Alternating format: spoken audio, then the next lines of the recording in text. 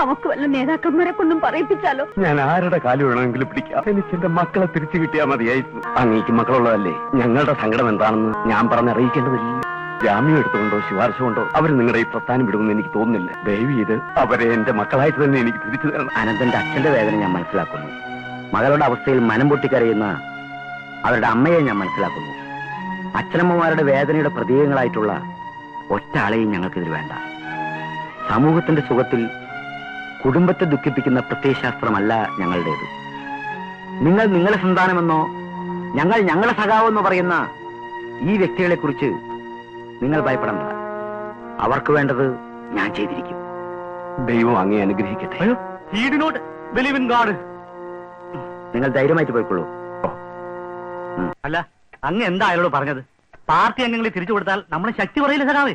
എടോ നമ്പ്യാരെ, വേണ്ടത് ചെയ്യാമെന്നല്ലേ ഞാൻ പറഞ്ഞുള്ളൂ. ഞാൻ അവരെ വിട്ടുകൊടുക്കുമെന്ന് തനിക്ക് തോന്നുന്നുണ്ടോ? പോറ്റി സഖാവ് പറയുന്നല്ലാതെ എന്റെ ഈ തലയിൽ ഒന്നും നിൽക്കില്ല. That is my weekend.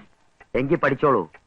എടോ, ചാക്കോ, അനന്തൻ, ഗൗതമി തുടങ്ങിയവർ ഭൂഷാവർഗത്തിൽ പെടുന്നവരാണ്. അവരെ സ്ഥിരമായി പാർട്ടിയിൽ നിർത്താൻ നമുക്ക് ഉടനെ ചില തന്ത്രങ്ങൾ നടപ്പിലാക്കണം. അങ്ങാണല്ലോ മഹാതന്ത്രി.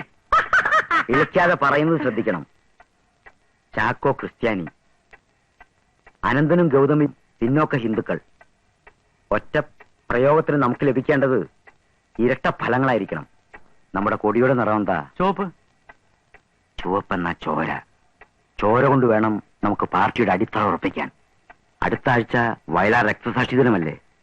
അന്ന് തന്നെ ആവട്ടെ.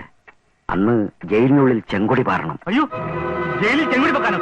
അപ്പൊ അവരെ പോലീസ് അടിച്ച് ചമ്മന്തിയാക്കില്ലേ സഖാവേ? അത് തന്നെയാണ് നമുക്ക് ആവശ്യം. അടി നടക്കണം. അടി കൊള്ളുന്നവനൊക്കെ നമ്മുടെ പാർട്ടിയുടെ അടിത്തറ കല്ലുകളാവണം. ആര് വിചാരിച്ചാലും പിന്നെ അവർ നമ്മളെ വിട്ടു പോവില്ല. മാത്രമല്ല, അവരുടെ സമുദായങ്ങൾ ഇന്നത്തെ ഭരണത്തിനെതിരായി മാറുകയും ചെയ്യും.